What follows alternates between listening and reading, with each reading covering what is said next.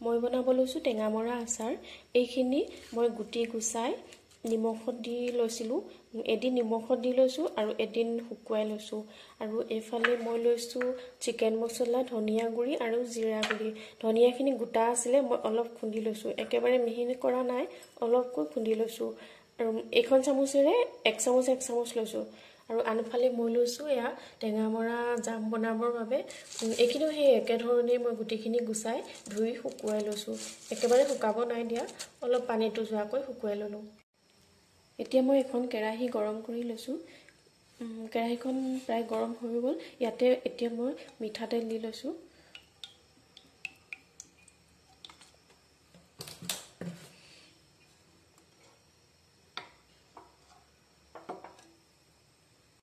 এতিয়া মই তেলখিনি ভালকৈ গৰম হ'ব দিম। তেলখিনি গৰম হোৱাৰ পাছত মই গেছটো অফ কৰি দিম, কাৰণ টেঙামৰাখিনি গলি যাবও পাৰে। যদি ভিডিঅ'টো চাই মোৰ ভাল পায় তেনেহ'লে প্লিজ চেনেলটো ছাবস্ক্ৰাইব কৰিব আৰু ভিডিঅ'টো স্কিপ নকৰাকৈ সম্পূৰ্ণকৈ চাব।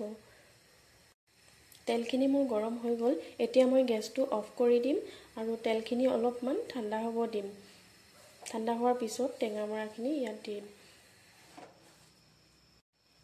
তেলখিনি অলপ ঠাণ্ডা হৈ গ'ল। এতিয়া মই ইয়াতে টেঙামৰাখিনি দি দিম। টেঙামৰাৰ লগতে মই ভোট জলকীয়া কাটি লৈছিলোঁ। জলকীয়াখিনিও একেলগে নিমখত দি লৈছিলোঁ মই। ইয়াতে মই মছলাখিনি দি দিছোঁ।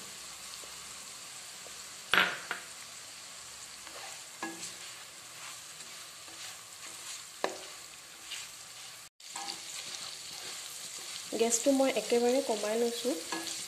আৰু এইখিনি বেছি দেৰি ভাজি থাকিব নালাগে। মছলাখিনি মিক্স হোৱালৈকে লৰাই মই এতিয়া এইখিনি গেছটো অফ কৰি দিম। এইখিনি হৈ গ'ল। বেছিকৈ ভাজি থাকিলে টান হৈ যাব। গোন্ধটো খুব ধুনীয়া আহিছে। আচাৰ বনালে বিশেষকৈ গোটা মছলাই ব্যৱহাৰ কৰিব লাগে, তেতিয়া গোন্ধটো ভাল হয়। এতিয়া মই গেছটো অফ কৰি দিলোঁ আৰু মোৰ আচাৰখিনি হৈ গ'ল।